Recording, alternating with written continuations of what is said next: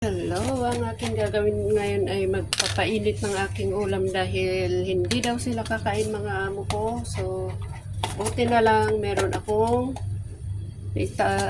naitatabi na sarili kong ulam. Kasi wala naman silang pakialam kung may kakainin o anong, basta diskarte lang si. Kailangan madiskarte tayo sa pagkain. Kailangan bili din tayo ng masarap na ulam. Oh.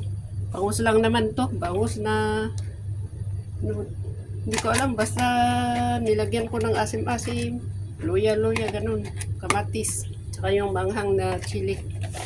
So ito, ipapainit ko dito sa ano. Ito sa palayok. Yan, ganyan lang siya. Parang na-frozen pero naging jelly lang siya. Nakaref kasi.